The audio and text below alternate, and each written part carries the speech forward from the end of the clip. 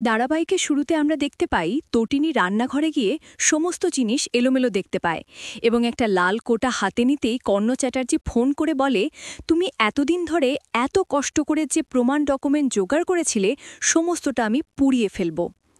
এরপর তটিনী বলে, কর্ণ চ্যাটার্জি নিচে নামতে নামতে এতটাই নিচে নেমেছে যে সাপের ফোনা তোলা শুরু করেছে।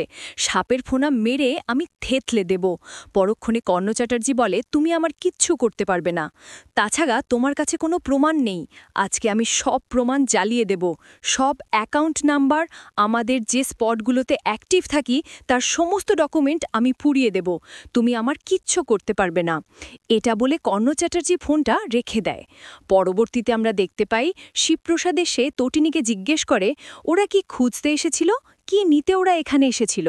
তটিনী ভাবিব, চুপ করে দাঁড়িয়ে থেকো না, বলো ওরা কেন এসেছিল, কি নেওয়ার জন্য ওরা এখানে এসেছিল? তুমি লাল কোটাটা কেন হাতে নিয়ে দাঁড়িয়ে আছো? এদিকে তটিনী কিচ্ছু না বলেই ওখান থেকে চলে যায়।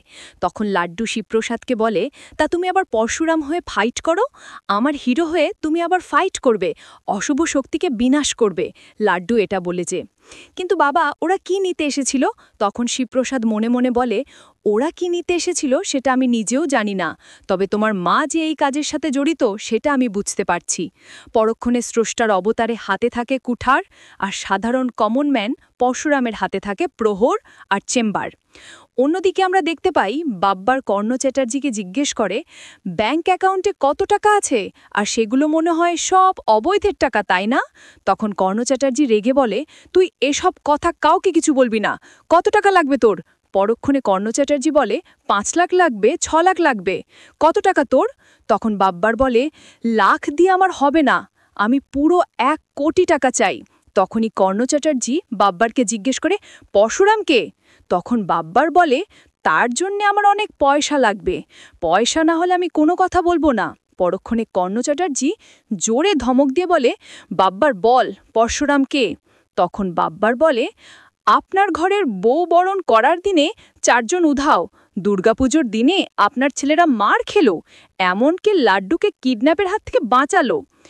বাব্বারের এমন কথা শুনে কর্ণ চ্যাটার্জি বলে, তুই পরশুরামের কথা বলছিস? পরক্ষণে কর্ণ চ্যাটার্জি হাসতে থাকে আর বলে, সাধারণ কমন ম্যান শিবপ্রসাদ পরশুরাম আমাকে অনেকভাবে ধোঁকা দিয়েছে, ওকে তো আমি শেষ করে দেবই। আড়াল থেকে কথাটা কাবির শুনে ফেলে এবং রাগান্বিত হয়ে বাইরে চলে যায়। পরের সিনে আমরা দেখতে পাই লাট্টু এবং তার বন্ধুরা মিলে টিউশনি করে বাড়ি ফিরছিল। রাস্তার মধ্যে লাট্টুর এক বন্ধু ফোন বের করতে লাট্টু বলে, তোদের হাতে ফোন, তোদের মা বাবা কিছু বলে না, ফোন অ্যালাউ করে? তখন বন্ধুটা বলে, বাবা মা কাজের চাপে সবসময় বিজি থাকে, তাই যোগাযোগ রাখার জন্যে ফোন আমি রেখেছি। পরবর্তীতে লাড্ডু বলে, আমার মা বাবা বলেছে ছোটদের হাতে ফোন দিতে নেই। পরক্ষণে লাট্টুর অন্য এক বন্ধু বলে ওঠে, বল তোদের মা বাবার এত দামি ফোন কিনে দেবার সামর্থ্য নেই। তখন লাড্ডু বলে, সামর্থ্য নেই বিষয়টা এমন নয়, ছোটদের হাতে ফোন দিতে নেই, তাতে অনেক সমস্যা হয়। এটা বলতেই বন্ধুরা সবাই চলে যায়। কিছুক্ষণ পরেই আমরা দেখতে পাই কাবির গাড়ি থেকে নেমে লাট্টুকে দেখে বলে, তুমি একা একা টিউশনি করে বাড়ি ফিরছ, আমার সাথে চলো, আমি তোমাকে পৌঁছে দিই, তোমার সাথে অনেক খেলা করব। তখন লাড্ডু বলে, আমি তোমার সাথে যাব না, একাই যেতে পারবো।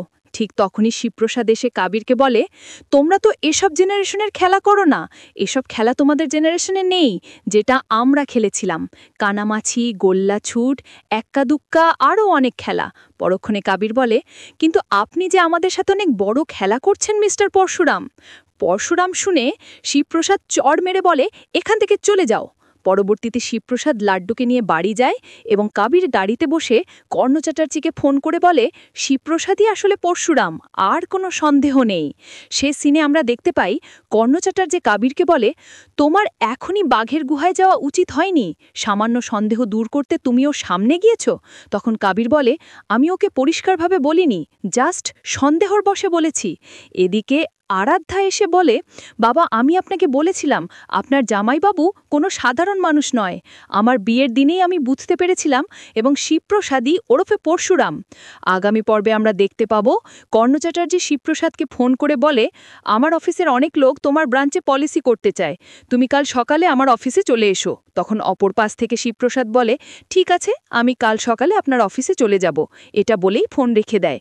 পরবর্তীতে কর্ণ চ্যাটার্জি বলে, কালকে অফিসে কেউ থাকবে থাকবে না, থাকবে শুধু আমার ভাড়া করা গুন্ডাগুলো। পরের দিন সকালে আমরা দেখি শিবপ্রসাদ কর্ণ চ্যাটার্জির অফিসে গিয়ে গুন্ডাগুলোর সাথে মারপিট করে।